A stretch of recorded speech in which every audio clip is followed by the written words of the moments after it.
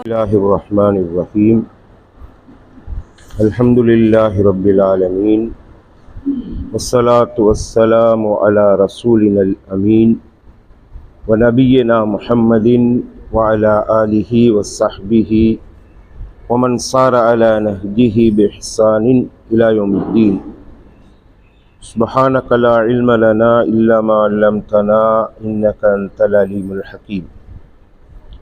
கண்ணியத்துக்குரிய பெரியோர்களே, சகோதரர்களே, அஸ்ஸலாமு அலைக்கும் வரஹ்மத்துல்லாஹி வபரகாத்துஹு.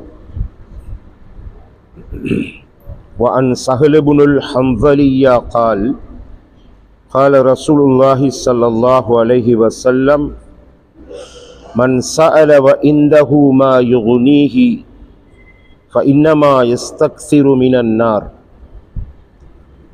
சஹ்ல் இப்னுல் ஹன்தலியா ரலியல்லாஹு அன்ஹு அறிவிக்கிறார்கள், ரசூலுல்லாஹி ஸல்லல்லாஹு அலைஹி வஸல்லம் அவர்கள் கூறினார்கள், ஒருவருக்கு தன்னிறைவான வாழ்க்கை இருக்கின்ற போது அவர் கை நீட்டி யாசித்தால் அவர் நரகப் பெருநெருப்பை அதிகமாக்கிக் கொள்கிறார். قال النفيلي وهو أحد رواته في موضع آخر وما الغنى الذي لا ينبغي معه المسألة قال قدر ما يغديه ويعشيه. அந்நுஃபைலி என்ற இந்த ஹதீஸ் அறிவிப்பாளர்களில் ஒருவர் மற்றொரு இடத்தில் இந்த ஹதீஸின் சில வார்த்தைகளை பதிவு செய்திருக்கிறார்கள். யாசிக்கக்கூடாத அளவுக்கு ஒருவருக்கு தன்னிறைவான வாழ்க்கை என்றால் என்ன என்று சஹாபாக்கள் கேட்டபொழுது ரசூலுல்லாஹ் சொன்னார்கள், காலை உணவையும் இரவு உணவையும் போதுமாக்கிக் கொள்ளக்கூடிய அளவு என்று ஸல்லல்லாஹு அலைஹி வஸல்லம் சொன்னார்கள்.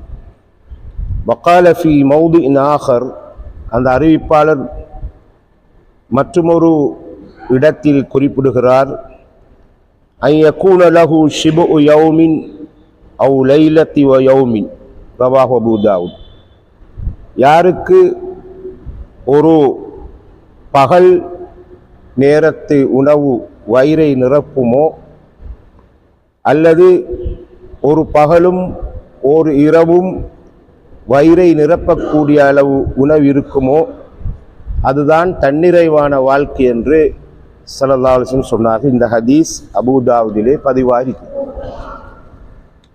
ஹதீஸோட ஆரம்பத்தில் நாங்கள் பார்க்குறோம், அல்லாஹ்வுடைய தூதர் பொதுவாக தான் சொல்கிறாங்க, அதாவது ஒரு ஆளுக்கு தன்னிறைவான வாழ்க்கை இருக்கிற நேரம் அவர் கை நீட்டி யாசித்தால், பிச்சை கேட்டால், அவர் எடுக்கிறது, அடுத்தவங்ககிட்ட இந்த எடுக்கிறது பணம் இல்லை, பண்டமும் இல்லை, சாப்பாடும் இல்லை, நரகத்திட பெரு நெருப்புன்னு சொன்னாங்க. நெருப்பத்தை அதிகமாக்கி கொள்றார்.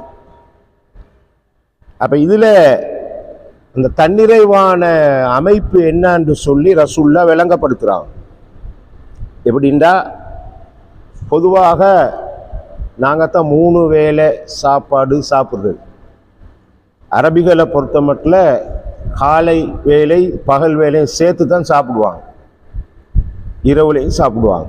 அப்போ ரசூல் ஸல்லல்லாஹு அலைஹி வஸல்லம் ஹதீஸில் 2 வேலையை தான் குறிப்பிட்டிருக்கிறாங்க.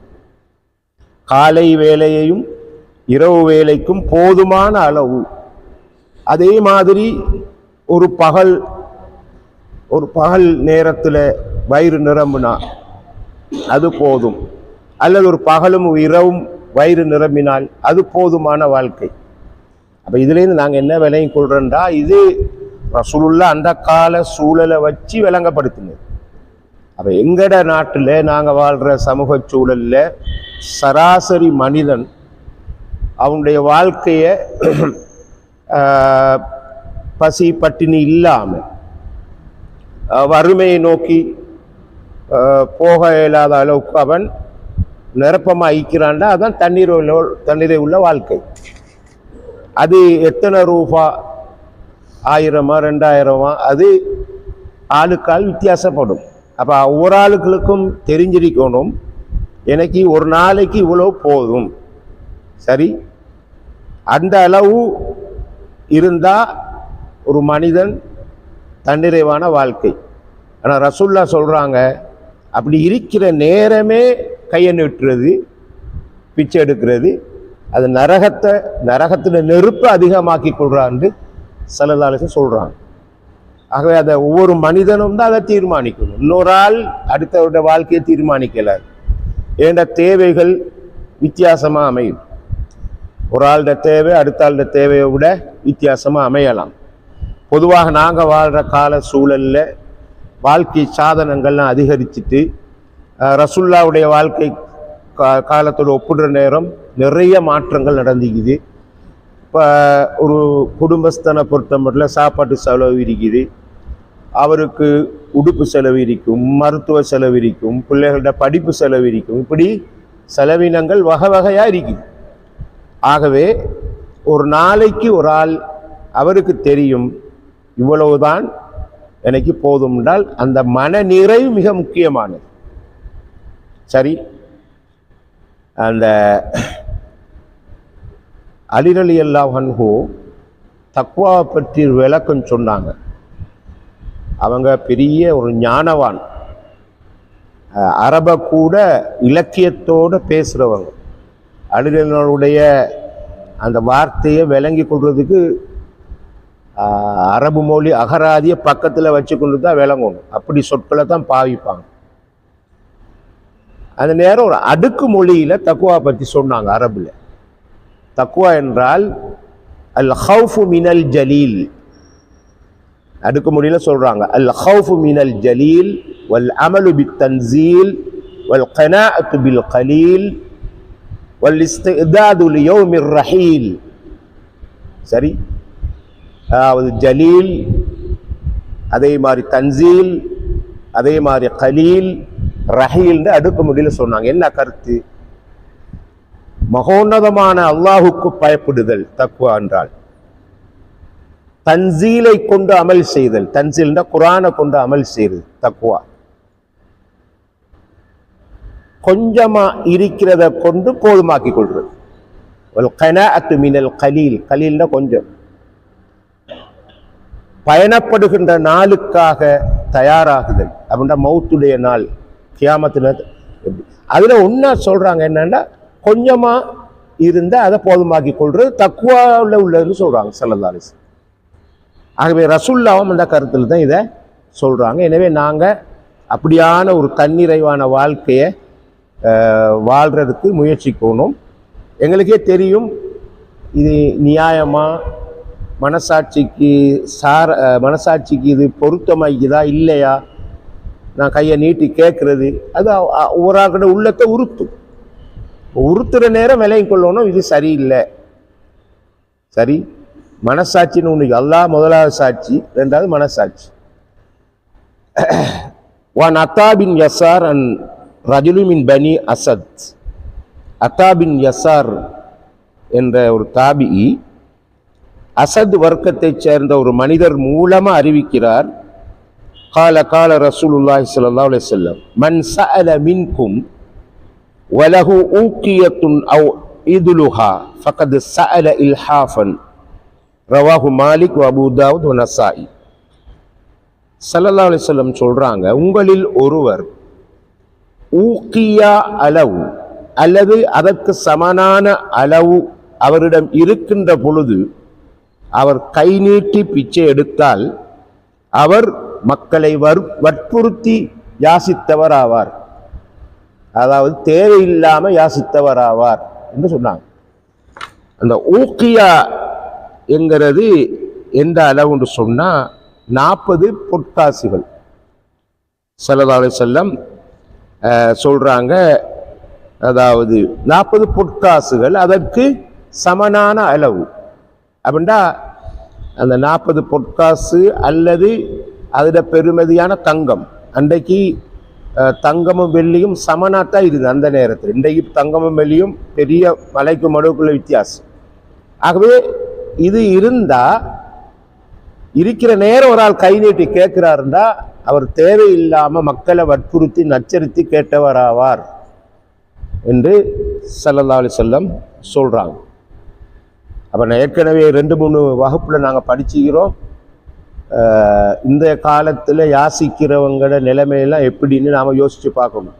சரி, சில நேரம் நாங்கள் பார்க்கலாம், வீதியில் மரணிச்சிருப்பாங்க பிச்சை எடுக்கிறவங்க. அங்கே போய் போலீஸ் சோதனை நடத்துகிற நேரம் லட்சக்கணக்கான ரூபாய்கள் அவர் படுத்த இடத்துல இந்திக்கும் எல்லாம் சேமிச்சது. சரி, ஆகவே இப்படியான ஒரு மனசு கஷ்டமான எத்தனையோ நிகழ்வுகளை நாங்கள் இன்றைக்கு பார்க்குறோம். ரசூலுல்லாஹ்வோட ஹதீஸை படிக்கிற ஒருவர் அவர் தன்னை வாழ்க்கையை நிதானம் அமைச்சு கொள்ளணும் தான் இதில் நாங்கள் விளங்கி கொள்கிறோம். ஒன் ஹுபுஷை இப்னு ஜுனாதா கால ரசூலுல்லாஹி ஸல்லல்லாஹு அலைஹி வஸல்லம். ஹுபுஷி இப்னு ஜுனாதா சொல்கிறாங்க, அல்லாஹ்வோட தூதர் சொல்கிறாங்க, இன்னல் மஸ்அலத்தை, இந்த யாசித்தல் பிச்சை கேட்கறது கை நீட்டி கேட்கறது, லா தஹில்லு ஆகுமாகாது, யாருக்கு கூடாது. லிகனியின், பொதுவாக லிகனின்னு சொன்னால் பணக்காரன் தான் நிறைய பேர் மொழிபெயர்க்கிறது. அரபுல கனின்னா பணக்காரன். எனக்கு சரியான விளக்கம் என்னன்னா தன்னிறை உள்ள ஒருவர். சரி, அன்றைக்கு பசி இல்லாமல் பட்டினி இல்லாமல் வாழக்கூடிய அளவு பணத்தை பெற்றவர் தான் கனின்னு சொல்றது. அவருக்கு பிச்சை எடுக்கிறது கூடாது. வலாலிதி மிர்ரத்தின் சவீன், திடகாத்திரமான உடல் உள்ள சக்தி உள்ள மனிதர் அப்படின்னா உழைச்சி ஒண்ணக்கூடிய ஆள், அவருக்கும் ஹராம் பிச்சை எடுக்கிறது. பாருங்க ரசூலுல்லாஹ் எப்படி சொல்றாங்கன்னு சொல்லி. சரி, மிர்ராண்டா சக்தி உள்ளவர், சபியின்ற சீரான உடல் இருக்குது. அவர் ஒரு என்னது அங்கவீனரும் அல்ல, ஒரு எழுந்தி நடமாடி போக முடியாத ஒரு ஆழம் இல்லை, நல்லா நடந்து போறாரு, கதைக்கிறாரு, பேசுறாரு, சிரிக்கிறாரு, மற்ற எல்லா வேலையும் செய்கிறாரு. ஆனால் உழைக்கிற இல்லை, கை நீட்டுறாருண்டா அவருக்கு அதை ஹராம்டே சொல்றாங்க. இது ரெண்டாவது. மூன்றாவது, இந்த 2 பேருக்கும் கூடாது. இல்லா லிதி ஃபக்ரின் முதுகையின், இருந்தாலும் பின்வருகின்றவர்களை தவிர. அவங்க கேட்டா அது ஹலால், கை நீட்டி கேட்டா. யார் அது? அவங்க தான் வறுமை, கடுமையான வறுமைக்கு உட்பட்டவர்கள். முதுகை என்று சொன்னா மண்கவி போற நிலையில இருக்கிறவருக்கு தான் அது சரியான மொழிபெயர்ப்பு. அவருக்கு இனி வாழ முடியாத அளவுக்கு வறுமை, சரி, வயிற்று கொதிப்பு, அப்படி இருக்கிறார். அப்படியான ஒரு வறுமை நிலை இருந்தால். இரண்டாவது, ஒருமின் முஃப்லிஇன், தாங்க முடியாத கடன் சுமையோடு ஒரு ஆளுகிறார். எடுத்த கடனை கொடுக்கிற அளவுக்கு, தலை புழுக்கிற அளவுக்கு கடன் தான் ஒருமின் முஃப்லி என்று சொல்றது.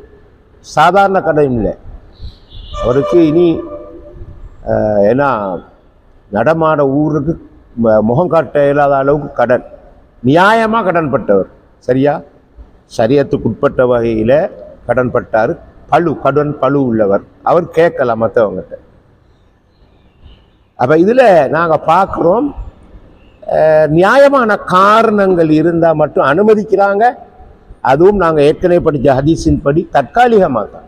அவர் நிலைமை சீரானா அதை அவர் தொழிலா செய்யக்கூடாது. சரி, இந்த நேரத்தில் ஒரு துணுக்கு ஒன்று அரபுல வந்தது, ஃபோன்ல வாசிச்சேன். ஹலீஃபா, ஒரு ஹலீஃபா ஒரு பைத்தியகாரன்ட்ட கேட்டாராம், திருட்டு குற்றத்துக்கு என்ன தண்டனை இஸ்லாத்தில்? களவெடுத்த எல்லாருக்கும் தெரியும் தானே, கைவெட்டு. இவர் கேட்டுக்கிறார், ஒரு பைத்தியத்தில் கேட்டுக்கிறார் ஒரு அரசர்.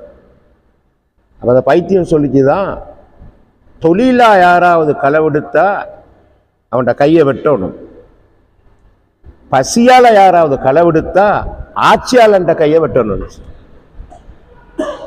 பைத்தியம் தான் நல்லா பேசிக்கி, புத்திசாலித்தனம் பேசிக்கிறேன் அந்த கட்டத்தில் மட்டும். என்னத்துக்கு பேசி தெரியும், உண்மைதானே அது? சரியா? இப்போ நம்ம ஊர்ல எல்லாம் களவு போகுது, அது பசிக்கு எடுக்கிறே இல்லை, போதைக்கு எடுக்குது. சரி, பசி நியாயமாக பசிக்கின் காரணமாக தான் எடுத்தானே நாம் மன்னிக்கலாம், அவனுக்கு தொழில் வாய்ப்பு செஞ்சு கொடுக்கலாம். ஆனால் எங்கட ஊரில் அதிகமாக களவு போகுது போதைக்கு. சரி, அதை நாம் பார்க்கணும். அப்போ அந்த மாதிரி நியாயமான காரணங்கள் இருந்தால் மட்டும் ஒரு ஆள் கை நீட்டி கேட்கலாம். ரைட். ஒமன் சஅலன் நாஸ லியுஸ்ரிய பிஹி மாலஹு, யார் தந்த செல்வம் அதிகரிக்க வேண்டும் என்பதற்காக மக்களிடம் கேட்டாரோ, கான ஹுமூஷன் ஃபி வஜ்ஹிஹி யௌமல் கியாமா, மறுமையில் முகம் கீறி கிழிக்கப்பட்ட நிலையில வருவார். அப்படின்ட்டு அகோரமா வருவார், விகாரமா வருவார், பார்க்கறதுக்கே பயமாய்க்க மத்தாள்கள். வரதுஃபன் யஅகுலுஹு மின் ஜஹன்னம், அப்படி பிச்சை எடுக்கிறவர் நரகத்திலே சூடான, நரக நெருப்பிலே கிடந்து சூடான கல்லை சாப்பிடுகிறார். பிச்சை எடுத்து நியாயமான காரணம் இல்லாமல் பிச்சை எடுத்து திங்கிறாங்க இல்லையா? ரசூலுல்லாஹ் என்ன சொல்றாங்கன்னா, நரகத்தில் உள்ள கல்லு, சூடேற்றப்பட்ட கல்லை சாப்பிடுறார். எனவே ரசூலுல்லாஹ் எப்படி சொல்றான்? எனவே ஃபமன் ஷாஅ ஃபல்யுகில்ல, எனவே விரும்பியவர்கள் பிச்சை எடுக்கிறத குறைச்சு கொள்ளட்டும். ஒமன் ஷாஅ ஃபல்யுக்ஸிர், விரும்பியவங்க அதை கூட்டிக் கொள்ளட்டும்னு சொன்னாங்க. இந்த ஹதீஸ் திருமிதியில வருவது.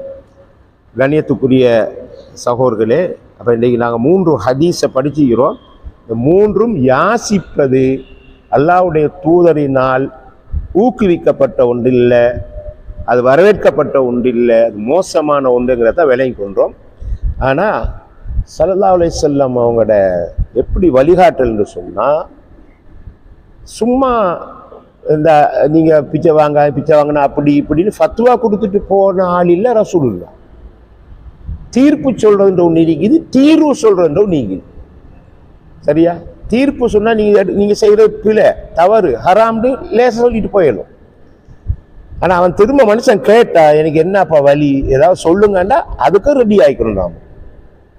அப்படி ரசூலுல்லாஹ் என்ன தீர்வு சொன்னாங்க, என்ன பரிகாரம் சொன்னாங்கிறத இன்ஷா அல்லாஹ் நாங்க இனி ரமதான் கழித்து வருகின்ற ஹதீஸ் உள்ள கோபுல தான் பார்க்க இயலும். ரமதான்ல இன்ஷா அல்லாஹ் நாங்கள் வேறு நோம்போடு சம்பந்தப்பட்ட ஹதீஸ் விளக்கம் போகும். ஆனால் இந்த யாசிக்கிற சம்பந்தமான கடுமையான எச்சரிக்கை சார்ந்த ஹதீஸ்களில் ஒரு பகுதியை படிச்சுக்கிறோம். இனி ரசூலுல்லாஹ் அப்படியாக விளக்கம் இல்லாமல் இந்த மாதிரி பிச்சை எடுக்க போனவங்களுக்கு என்ன வழிகாட்டல் கொடுத்தாங்க, எப்படி நீங்கள் வாழணும்னு சொல்லி கொடுத்தாங்க என்கிறத பற்றி இன்ஷா அல்லாஹ் நாங்கள் ரமதானுக்கு பிறகு படிக்க இருக்கிறோம். இன்ஷா அல்லாஹ் ரமதான் காலத்திலே வழமை பிரகாரம் சனிக்கிழமை நுகர் தொழுகையை தொடர்ந்து ஹதீஸ் விளக்கம் நடைபெறும் என்ற தகவலையும் உங்களுக்கு பணிவாக தெரிவித்துக் கொள்கிறேன். சுப்ஹானக்கல்லாஹு வபிஹம்திக அஷ்ஹது அல்லா இலாஹா இல்லா அன்த அஸ்தக்ஃபிருக வ அத்தூபு